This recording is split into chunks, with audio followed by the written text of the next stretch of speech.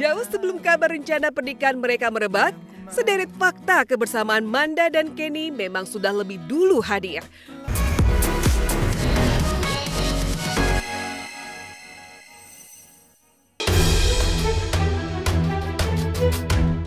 Kabar mengejutkan datang dari Amanda Manopo dan Kenny Austin. Ya, dua bintang papan atas yang pernah sama-sama beradu akting dalam sinetron Cinta Yasmin itu dikabarkan akan menikah pada hari Jumat besok, yakni tanggal 10 bulan 10. Tidak ada asap jika tidak ada api. Kabar pernikahan itu merebak seiring beredarnya undangan pernikahan yang disebut-sebut rencana bahagia mereka di sosial media. Ditambah lagi, di awal Oktober ini, Kenny Austin juga baru saja menjalani pembaptisan di gereja yang sama saat Amanda Manopo dibaptis pada 2023 lalu. Netizen pun langsung heboh mencocokologi berbagai kejadian ini.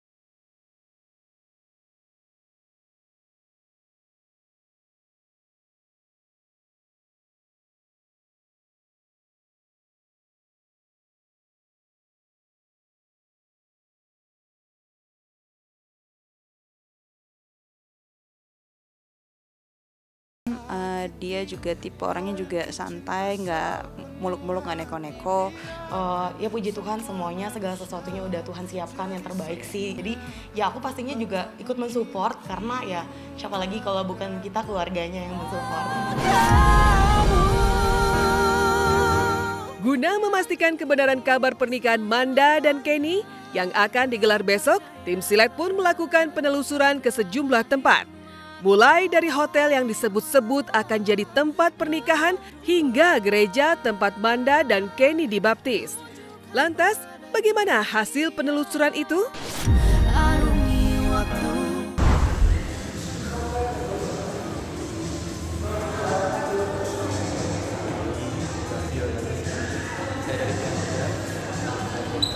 Cinta dirimu lengkapiku.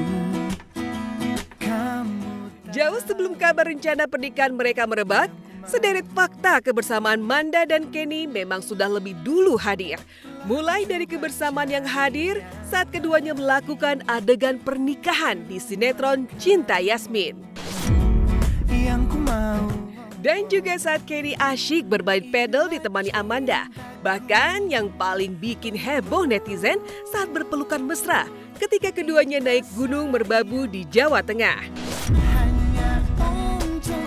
Lantas akankah Manda dan Kenny happy ending menikah seperti adegan yang pernah mereka lakoni dalam alur skenario Cinta Yasmin? Inilah cintaku. Inilah sayangku. Hanya untukmu. Terimalah diriku apa adanya. Akan ku jaga selalu. Nah ini aku fitting, ini dari Iren, jadi langsung dicobain, oh ternyata pas, langsung pas, jadi kayak udah deh nggak usah milih-milih yang lain. Disempetin waktunya untuk apa? Ya di fittingnya tuh di sela-sela kayak lagi ini kan lagi break atau nggak waktu itu udah setelah break ya, jadi pas mereka pindah set aku langsung fitting cobain gitu, langsung cobain ternyata pas, aku kirim foto, aku ini aja dia udah bagus. Kalau dari saya sendiri ya cukup enjoy lah. Emang ini juga yang diharapkan sama kebaikan penonton. Gunung emang apa di gunung? Enggak, itu kan rombongan rame-rame. Jadi ya itu ya kita pergi rame-rame. Kalau doa baik pasti diaminkan terus. Amin. Apapun lah doanya juga amin. Inilah cintaku.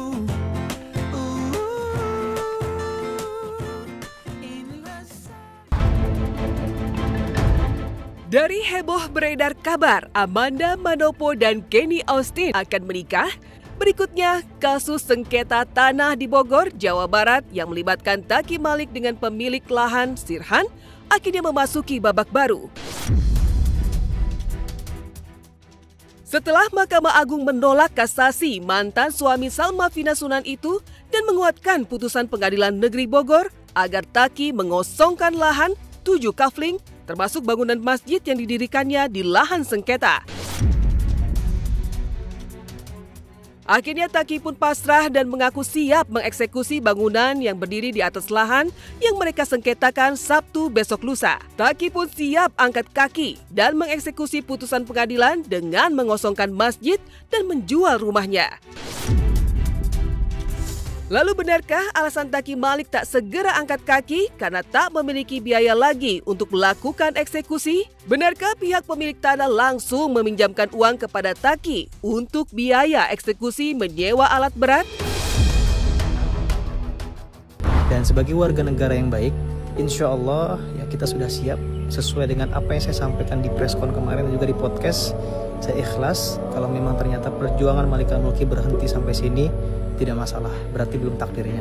Kedua, saya insya Allah akan mengikuti putusan itu secara baik sebagai warga negara yang baik. Juga siapapun yang ingin menyaksikan secara langsung penyerahan dan juga pengosongan sesuai perintah putusan dari pengadilan, insya Allah kita akan lakukan itu di hari Sabtu tanggal 11 Oktober 2025. Nah, termasuk juga dengan rumah ini nanti kita akan jual ya, dan uangnya akan kita serahkan ya kepada pondok-pondok atau masjid-masjid yang membutuhkan di pedalaman, apapun itu nanti kita akan bahas secara langsung. Jadi uang amal teman-teman itu insya Allah nggak akan hilang, tapi tetap kita salurkan kepada orang yang membutuhkan, kepada tempat yang lebih membutuhkan.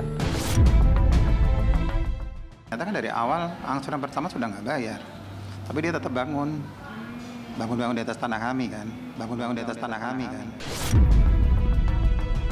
Boleh, kalau dia nggak punya duit, mungkin kita pinjemin, dia minta ke kita pasang video, nanti kita pinjemin duit buat eksekusi, nanti dia yang robohin masjid aja juga, biar dia tanggung lah dosanya lah. Mengenai tentang masjid yang akan digusur ya, ini simpel, jadi gini, secara putusan dari Mahkamah Agung itu sudah jelas, ingkrah ya, menyebutkan bahwasannya saya dan juga tim saya itu sudah mendapatkan ya keadilan yang setimpal, yang pas ya, yang dilakukan oleh majelis hakim mulai dari pengadilan negeri, pengadilan tinggi sampai Mahkamah Agung, yang mana kita diberikan hak ya untuk mendapatkan satu bidang sertifikat ya yang sudah ditentukan oleh pengadilan, dan itu bukan kemauan kita, pengadilan yang ngomong. Ini framingnya seakan-akan kita memilih rumah itu untuk keperluan pribadi saya ya, tapi dibilangnya saya nggak mau ngambil masjid itu. Loh, yang menentukan kan bukan kita, yang menentukan pengadilan ya. Sementara yang juga jadi sorotan, Sunan Kalijaga, mantan mertua Taki Malik secara eksklusif angkat bicara kepada tim Silet, menyindir pedas tindakan mantan menantunya itu. Yang disebut bergaya sebagai influencer tapi tidak menjalankan putusan hukum. Sunan bahkan mengaku sampai berbicara dengan korban untuk mengetahui fakta yang sebenarnya dari kasus ini. Hasilnya, Sunan meminta Taki untuk mematuhi putusan pengadilan yang telah berkekuatan hukum tetap dan mengembalikan tanah kepada pemilik aslinya. Lantas, apa kata Sunan terkait kasus hukum yang kini menyasar sosok sang mantan menantu? Benarkah Sunan bersyukur Taki sudah bukan menantunya lagi?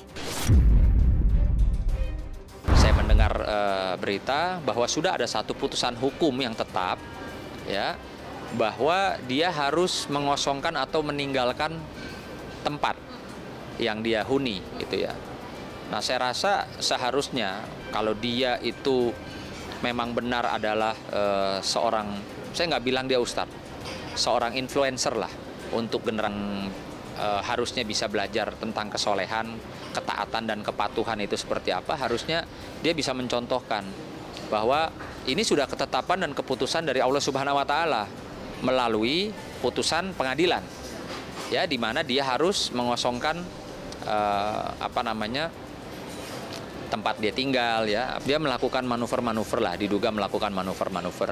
Nah, yang saya juga akhirnya sempat berkomunikasi dengan korban dan pengacara korban kemarin, ngobrol sempat, ternyata itu memang tanah 7 kafling itu sesuai kesepakatan dengan harga sekian miliar itu belum dibayar lunas. Ente, saya nggak mau panggil dia antum lah, ente udah kejauhan, ya. mumpung masih muda, perbaiki diri, benahi diri, gak usah banyak manuver-manuver, banyak gaya lah kalau bahasa gampangnya. Ya artinya Allah nggak tidur, Allah kasih tunjuk, mungkin juga ini bentuk peringatan buat dia ya. Jangan lupa gitu loh, pernah berbuat sesuatu sama putri saya. Uang umat bilangnya buat masjid misalnya nih. Seperti yang saya contohkan tadi, kalau saya buka donasi untuk bangun masjid, terkumpul 2 miliar, 1 miliar saya beli tanahnya secara lunas, terus 1 miliarnya lagi saya akan bangun masjidnya ya secara baik dan lunas juga gitu loh. Kalau ada orang yang menuduh, ya, dia bilang saya begini begitu, dia bilang saya mengambil dana umat untuk keperluan pribadi saya, silahkan dari pihak sana untuk membuktikan secara valid ya, tidak ada tuduhan-tuduhan yang tidak berdasar. Sengketa tanah ini sendiri bermula saat Taki memiliki utang sebesar 6,8 miliar kepada pemilik tanah buntut dari gagal bayar pembelian tanah. Lantaran jalan damai dan juga somasi yang dilayangkan pemilik tanah tidak digubris. Akhirnya, pada Januari 2024, pemilik tanah menggugat secara resmi ke Pengadilan Negeri Bogor. Hasilnya, gugatan dikabulkan dan 7 kabling tanah termasuk masjid harus dikembalikan, kecuali rumah yang tidak termasuk dalam putusan. Taki sendiri sempat mengajukan banding dan juga kasasi, namun keduanya ditolak. Berikut penjelasan kuasa hukum pemilik lahan terkait kronologis kasus ini.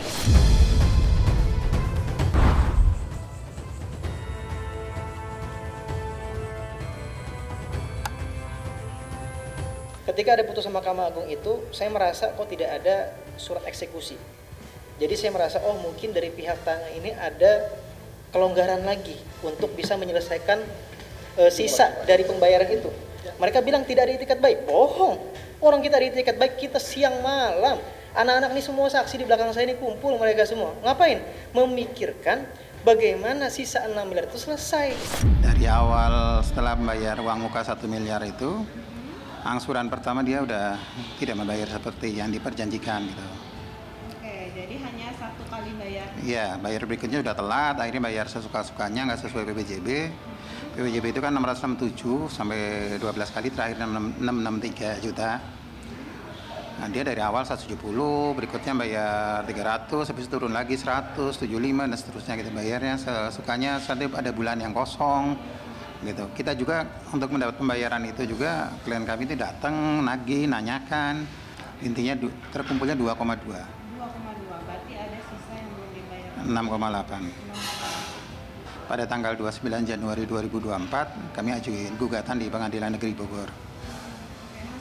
Hasilnya kami menang untuk itu. Menang kalau dari pihak Pak Taki katanya kami tidak menang kan. Dikabulkan 7 kafling kembali ke kami. 1 kafling yaitu sesuai PPJB, yaitu kaflingnya rumah ditempati oleh Pak Taki Malik itu untuk dia. Apabila dia tidak menjalankan isi putusan itu, maka orang akan melihat bahwa si Taki Malik ini dia menunjukkan sikap pembangkangan terhadap negara.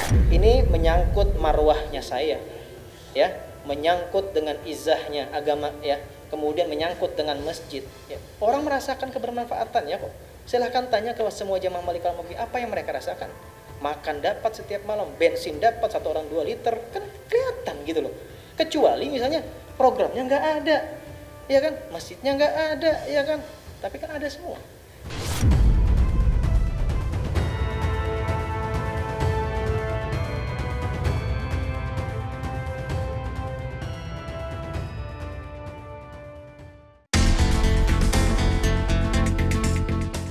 Meninggalkan Taki Malik yang akhirnya pasrah harus menjalani eksekusi masjid dan rumahnya di lahan sengketa. Perkembangan musibah robohnya musola pondok pesantren Al-Khazini di Sidoarjo, Jawa Timur masih terus menyisakan kisah yang jadi sorotan. Ya, meski proses evakuasi telah dihentikan sejak Selasa kemarin dengan korban tewas 67 orang dan yang selamat 104 orang. Secara resmi Kepala Badan Nasional Pencarian dan Pertolongan telah menyatakan bahwa operasi pencarian pertolongan telah berakhir. Korban selamat berhasil ditemukan sebanyak 104 orang. Namun kisah-kisah keajaiban para santri yang selamat dari reruntuhan Pondok Pesantren Al-Khazini terus ramai dibicarakan. Salah satunya datang dari Al-Fatih, santri yang berhasil selamat setelah 3 hari tertimbun puing. Dalam wawancara eksklusif bersama tim Silet, sang ayah Abdul Hanan menceritakan bagaimana putranya sempat merasakan seperti tertidur dan bermimpi bermain bersama teman-temannya di tengah kondisi genting itu. Lebih mengejutkan lagi, Al-Fatih rupanya sudah sempat bermimpi sebelum kejadian robohnya musola, bahwa pesantrennya akan roboh sebelum kejadian. Abdul Hanan pun tak kuasa menahan haru, namun tetap berlapang dada menyebut semua ini sebagai takdir Tuhan. Saya tanya-tanya, ada yang kenal Fatih di mana Fatih? Akhirnya ada jawaban. Saya lihat lokasi langsung, wis. Saya melihat beton-beton itu, ya Allah, wis. Saya teriak-teriak, Fatih. Nggak ada sautan suara. Saya teriak-teriak, Fatih. Nggak ada sautan suara. Saya mempunyai keyakinan kalau Al-Fatih memang takdirnya selamat gitu. Saya ada keyakinan selamat gitu. Nah, di hari ketiga kalau Rabu itu keluar nama-nama dari 6 itu yang insya Allah hidup itu. Ada tim SAR itu yang datang ke saya tanya, Kiai, anak sampean siapa? Al-Fatih katanya. Al-Fatih siapa Kiai? Al-Fatih Cakrabuana. Dia langsung meluk saya. Saya Kiai yang tadi mengeluarkan, ya Allah. Saya Kiai yang tadi mengeluarkan, ya Allah. Ya Allah. Selamat nak. Ibunya ya Allah nangis bahagia ketika itu. Jadi dia ketika evakuasi itu katanya dia, Mas minta tolong belikan es katanya. Ya Allah. Saya haus katanya. Jadi dia selama 3 hari itu, Mbak, dia ya Allah subhanallah ya. Dia itu tidak sadar, Mbak. Jadi dia itu waktu sholat itu, dia sebelum adzan sudah ada di musola dia, Mbak. Sebelum adzan sudah ada di musola, dia nunggu jemaah lama banget gitu, lama. Sampai rakaat keberapa itu ketika runtuh itu, orang-orang kan lari semuanya. Nah, Al-Fatih kebangun, coba lari, tapi kemudian kejatuhan atau tersenggol, tidak tahu saya. Jatuh di takdir yang masih Allah berikan kesempatan untuk hidup itu. Dia tidak merasakan lapar dan haus ya, karena dia tidur gitu ya. Mimpi Buya jalan-jalan, diajak naik pickup katanya, main game katanya. Dia mimpi ini, mimpi apa namanya? Ada gedung roboh gitu ya. Itu 3 hari sebelum balik ke pondok itu. Kedepannya tidak hanya kepada pondok pesantren, tapi sekolah apapun itu, bangunan-bangunan yang ada di Indonesia mungkin lebih diperhatikan lagi ya. Dan tak hanya Al-Fatih, ada pula santri-santri lain yang berhasil selamat dari runtuhnya bangunan Pondok Pesantren Al-Khazini menceritakan kejadian yang mereka alami. Salah satunya adalah Nur Ahmad, yang meski berhasil diselamatkan, harus menjalani amputasi lengan kirinya di lokasi kejadian karena lengannya tertimbun reruntuhan beton. Tak hanya itu, dari potongan video yang kini viral di media sosial, terlihat seorang santri tak kuasa menahan tangis saat menceritakan detik-detik dirinya selamat dari maut. Dengan suara lirihnya, ia mengisahkan keajaiban yang dialaminya saat sedang menunaikan sholat, tepat di saat bangunan pesantren itu runtuh. Dalam haru yang mendalam, sang santri bahkan sempat mengira dirinya sudah berada di alam barzah, sebelum akhirnya menyadari bahwa ia masih diberi kesempatan untuk hidup. Dikira saya sudah meninggal, sudah ada di alam barzah. Masih banyak teman saya yang ada di sana. Allah ya Rabbi. Pastinya sangat prihatin dan ikut berduka cita yang sedalam-dalamnya. Mudah-mudahan bisa ada solusi yang terbaik untuk semua pihak. Ini sangat membuat hati sedih sekali ya sebenarnya. Semoga Allah berikan tempat yang terbaik buat semua korban jiwa dan yang korban luka-luka cepat sembuh insya Allah, dan keluarga yang tinggalkan diberikan kesabaran, dan kami berharap ini tidak terulang ya. Ya, amin. Selain kisah keajaiban para santri yang selamat dari reruntuhan musola Pondok Pesantren Al-Khozini, kemarin sidang perdana perceraian Andre Taulani dan Rinwartia Trigina atau Erin digelar di Pengadilan Agama Jakarta Selatan dengan beragendakan mediasi setelah 3 kali gagal cerai di Pengadilan Agama Tiga Raksa Tangerang. Pada sidang perdana tersebut, Andre Taulani tiba dengan tenang dan tak menghindari dari sorotan kamera. Sesaat sebelum masuk ke ruang sidang, ia sempat melempar canda ringan kepada para awak media dan menyiratkan bahwa keputusannya untuk berpisah bukanlah hal mendadak. Sang kuasa hukum Galih Rakasiwi kemudian mengungkap bahwa Andre sudah menjatuhkan talak kepada Erin jauh sebelum gugatan cerai dilayangkan. Meskipun Erin tidak hadir dalam sidang perdana kemarin, hanya diwakili oleh kuasa hukumnya, Andre tetap melanjutkan agenda pemanggilan pihak termohon dan menyatakan kekecewaannya atas ketidakhadiran tersebut. Gimana Pak Haji jelang sidang perdana Pak Haji? Sehat walafiat, alhamdulillah. Panas loh. Panas banget ini, udah ramai. Siapa Haji ada sidang Pak Haji? Nanti aja kan sidang aja belum.